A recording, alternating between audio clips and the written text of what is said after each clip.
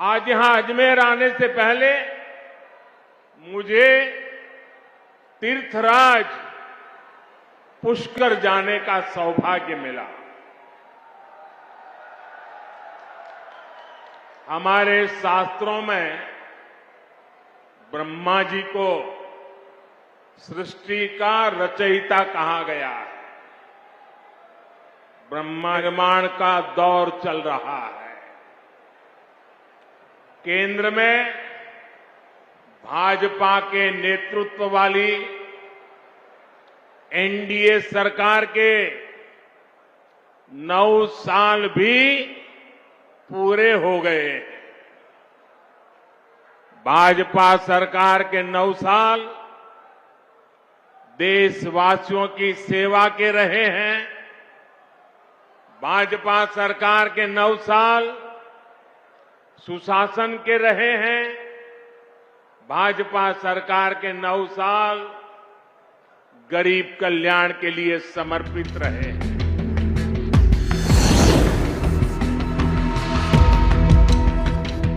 हम अगर कांग्रेस सरकार की स्पीड से चले होते तो देश के कोने कोने में गैस कनेक्शन पहुंचने में 20 साल और लग जाते। पिछले 9 साल में बीजेपी सरकार ने देश के 19 करोड़ से अधिक लोगों को गैस कनेक्शन दिया है। हम सभी ने अपने बचपन में अपनी मां को लकड़ी पर खाना बनाते देखा है। लकड़ी पर खाना बनाने की वजह से जो धुआं निकलता था वो हर महिला के जीवन पर संकट लाता था। देश की महिलाओं की ये परेशानी भी कांग्रेस को कभी नजर नहीं आई।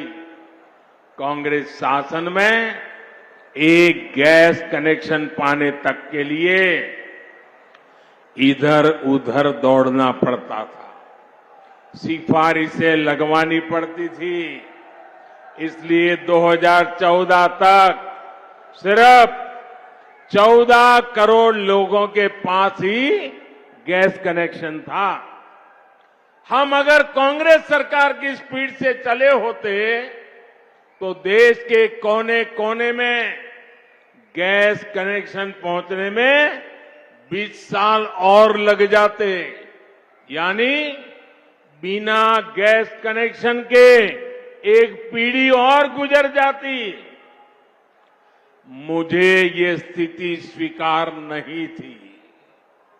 इसलिए ही पिछले 9 साल में बीजेपी सरकार ने देश के 19 करोड़ से अधिक लोगों को गैस कनेक्शन दिया है। इस गैस कनेक्शन ने महिलाओं को स्वास्थ्य भी दिया है और सुविधा भी दी है।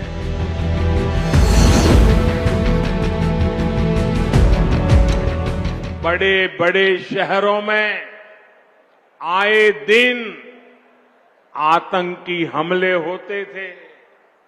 कांग्रेस सरकार रिमोट कंट्रोल से चल रही थी। 2014 से पहले देश में क्या स्थिति थी? पूरे देश में जनता भ्रष्टाचार के विरुद्ध सड़क पर उतरी हुई थी। बड़े बड़े शहरों में आए दिन आतंकी हमले होते थे। कांग्रेस सरकार सीमा पर सड़कें बनाने से भी डरती थी। महिलाओं के विरुद्ध अपराध चरम पर थे।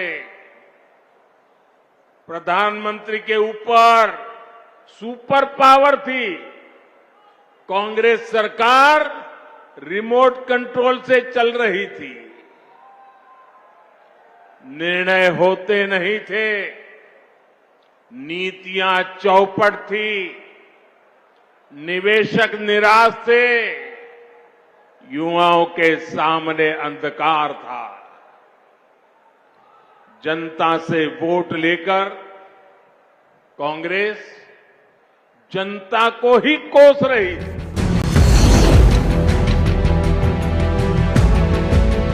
कांग्रेस ने वीरों की इस धरती और यहां के वीरों के साथ भी हमेशा धोखा किया है।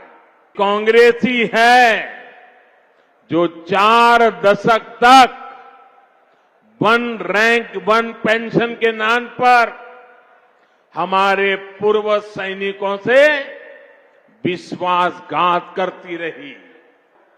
कांग्रेस ने वीरों की इस धरती और यहां के वीरों के साथ भी हमेशा धोखा किया है। एक कांग्रेस ही है जो 4 दशक तक वन रैंक वन पेंशन के नाम पर हमारे पूर्व सैनिकों से विश्वासघात करती रही। कागजों पर सिर्फ 500 करोड़ रुपए रखकर कांग्रेस कहती थी कि वो वन रैंक वन पेंशन लागू करेगी, जबकि इसके लिए हजारों करोड़ रुपयों की जरूरत थी। भाजपा सरकार ने न सिर्फ वन रैंक वन पेंशन को लागू किया, बल्कि पूर्व सैनिकों को एरियर भी दिया। वन रैंक वन पेंशन लागू होने के बाद 18,000 करोड़ रुपए से ज्यादा की राशि एरियर के तौर पर पूर्व सैनिकों को मिली है। साथियों, और जब लूट की बात होती है ना, तो कांग्रेस किसी में भेदभाव नहीं करती।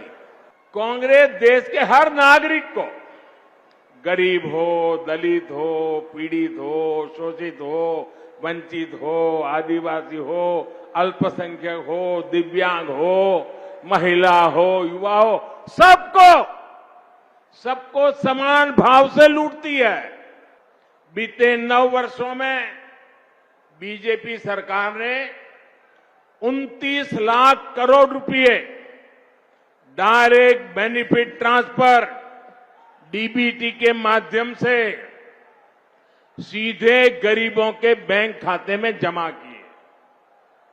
अगर कांग्रेस सरकार होती तो इसमें से 24 लाख करोड़ रुपए 85 पैसों के हिसाब से 24 लाख करोड़ रुपए बीच में ही लूट जाते।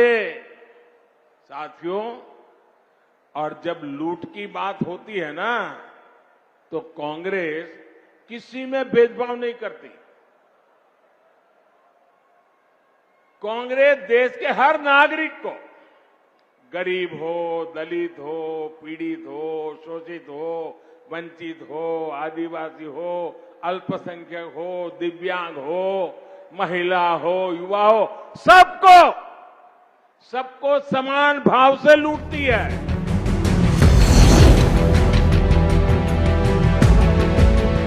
यहां 5 साल से विधायक, मंत्री, मुख्यमंत्री आपस में लड़ने में ही बिजी है। राजस्थान की जनता की कांग्रेस को कोई चिंता नहीं है। राजस्थान में अपराध चरम पर है। 2014 में आप लोगों ने कई दशकों बाद केंद्र में एक स्थिर सरकार बनाई।